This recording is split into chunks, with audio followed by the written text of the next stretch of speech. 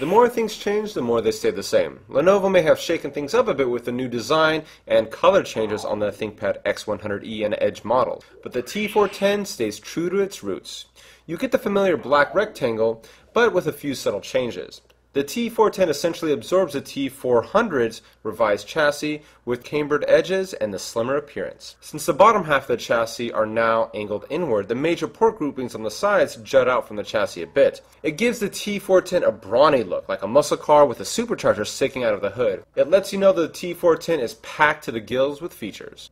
With the refreshed ThinkPad T410, T510, and W510, Lenovo saw fit to bring the redesigned keyboard of the T400s over. Accordingly, all T and W series models now have larger keycaps, larger escape and delete keys, and rounded premium system buttons. The caps lock key also gets its own LED, and the ultranav is raised per the T400s as well. The feel of the T410 keyboard is on par with the T400s and representative of what many come to expect from the ThinkPad keyboard. There's no flex that I can detect, and the key travel feels just about right. As with the keyboard and exterior design, the ThinkPad T410 touchpad is also a gift from its slimmer T400 cousin.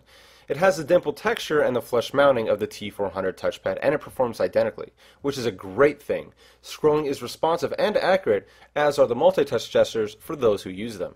If you go out and buy a ThinkPad T410 today, you'll find only 2 display choices, compared to the 3 or 4 on prior models.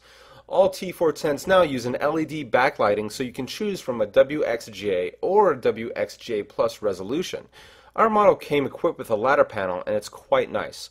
Brightness is on par with ThinkPad T400s, providing more than enough brightness for even a well-lit room. While ThinkPads aren't designed for multimedia use, they have been steadily getting better over the years. Speakers were traditionally very weak on every ThinkPad, but the T410 surprised me with its volume. This new generation also brings with it NVIDIA graphics instead of ATI, along with the usual Intel graphics. In terms of connectivity and ports on the T410, on the left side you have a smart card reader, 3 USB 2.0 ports, a display port output, Ethernet, and a VGA output. On the right side you have a wireless switch, express card, SATA port, combination, mic and audio jack, optical drive, a powered USB 2.0 port, FireWire, and a Kingston lock slot. In terms of battery life, our test system had a 2.53 GHz Core i5 CPU, NVIDIA NVS 3100M discrete graphics, and a 9-cell battery. After a fresh charge, the battery gauge would read about 5 hours. With the majority of my time spent browsing the web, loading various flash-intensive websites, and finally watching about 30 minutes of video, the 9-cell battery ended up lasting about 3.5 hours.